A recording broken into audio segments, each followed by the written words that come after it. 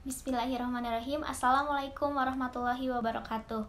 Alhamdulillahirrabbilalamin. Wassalatu wassalamu ala asrofil anbiya'i wal mursalin wa ala alihi washabihi ajmain, amma ba'du. Pertama-tama marilah kita panjatkan puji serta syukur kehadirat Allah Subhanahu wa taala.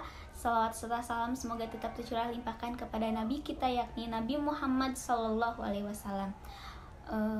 Tak lupa kepada sahabatnya, kepada keluarganya, kepada tabiat dan tabiatnya, dan kepada kita selaku umatnya. Amin.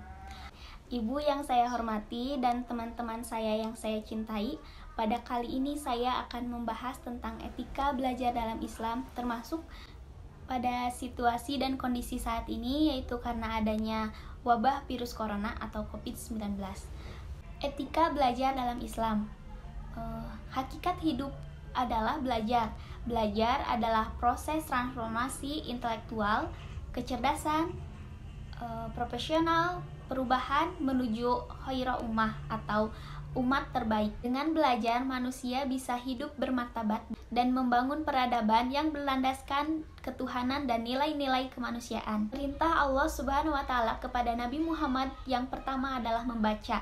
Ada dalam Quran surat Al-Alaq ayat 1 sampai 5. Bismillahirrahmanirrahim.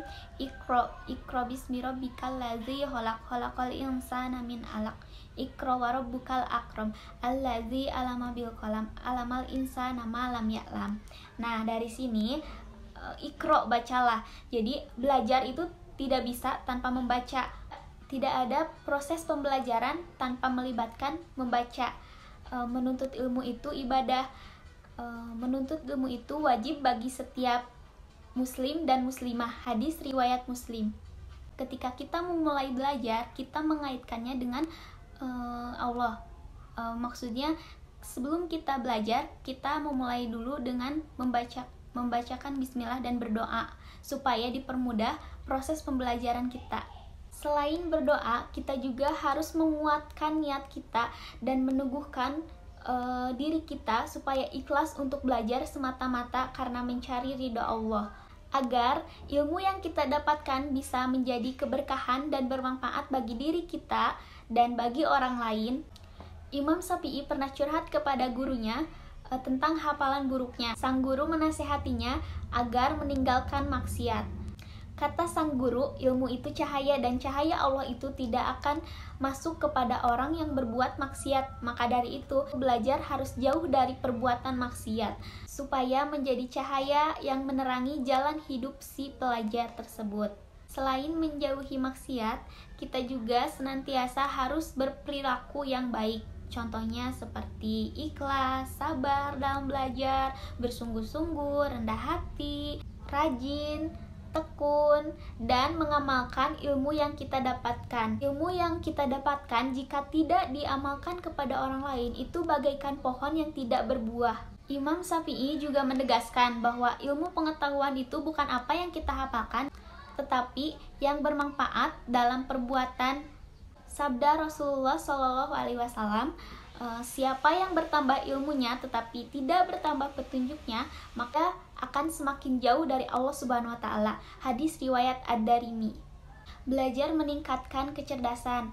Nah, maka dari itu kita harus bersungguh-sungguh tekun dalam belajar, karena belajar itu bukan proses yang instan atau yang mudah, tetapi memerlukan waktu yang lama, dan kesabaran, keikhlasan itu sangat diperlukan, dan niat juga perlu dalam belajar. Imam Syafi'i pun pernah bersair, engkau tidak akan mendapatkan ilmu pengetahuan kecuali dengan kecerdasan, kesungguhan, kesabaran, bekal yang cukup, bimbingan guru, dan waktu yang lama. Karena belajar itu ibadah, maka alangkah baiknya kita sebelum belajar kita harus bertaharah atau mensucikan diri dengan cara kita berwudu supaya terhindar dari godaan setan. Dalam belajar juga kita harus menghormati guru kita, ustaz kita, ustazah, apapun itu sebutannya. Kita harus menghormati orang yang telah memberikan kita ilmu yang bermanfaat. Dan seorang pelajar juga harus berlapang dada atau toleran dan menghargai perbedaan pendapat satu sama lain. Pada saat ini di negara kita, bahkan di dunia yang terkena virus corona, kita sedang genting karena adanya virus corona. Dan karena adanya virus corona ini, pelajar, mahasiswa pekerja, aktivitas kita dibatasi karena adanya virus corona. Kita tidak boleh keluar, kita tidak boleh belajar di kampus, belajar di sekolah. Bahkan pemerintah juga menyarankan kita untuk beribadah hanya di rumah saja.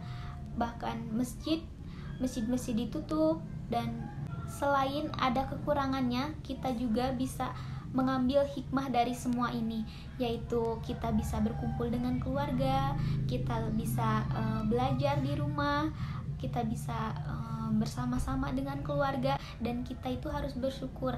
Kenapa? Karena di luar sana, di negara lain bahkan banyak orang-orang yang terkena virus corona dan meninggal. Maka dari itu alangkah baiknya kita harus bersyukur dan mengambil hikmahnya dari semua ini. Selain itu, dengan kita diam di rumah, kita bisa khusyuk lagi, khusyuk dalam beribadah, bisa lebih banyak waktu lagi bersama orang tua dan orang-orang terdekat di rumah kita. Walaupun pada saat ini kita tidak boleh keluar, kita tidak boleh pergi ke kampus, kita tidak boleh pergi ke sekolah, tetapi kita harus tetap semangat untuk belajar, untuk mencari ilmu, untuk mencari ridha Allah Subhanahu wa Ta'ala. Dengan adanya virus corona, kita tidak boleh takut, tetapi kita harus bisa menjaga diri kita untuk selalu bersih, menjaga kesehatan kita, pola makan kita. Jika seseorang mati karena wabah, maka dia adalah mati syahid. Kenapa? Karena kita adalah muslim. Mengapa kita harus takut dengan ketetapan Allah yang telah ditetapkan kepada kita? Maka hendaklah jangan takut. Namun di sisi lain kita harus berhati-hati. Walaupun kita tahu bahwa umur itu di tangan Allah, tetapi kita harus bisa menjaga dan berikhtiar supaya kita tidak terkena wabah virus corona. Maka dari itu alangkah baiknya kita diam di rumah dan tidak keluar kecuali ada hal yang penting. Rasulullah Shallallahu Alaihi Wasallam bersabda, orang yang cerdas adalah orang yang memikirkan dan mempersiapkan kematian. Maka dari itu, bekerjalah untuk duniamu seperti engkau akan hidup selamanya. Beramal dan beribadahlah seperti engkau akan mati besok. Mungkin itu saja yang dapat saya sampaikan. Mohon maaf bila ada kesalahan atau salah kata, karena kesalahan murni datangnya dari saya dan kebenaran hanya datang dari Allah Subhanahu wa Ta'ala. Sekian, wassalamualaikum warahmatullahi wabarakatuh.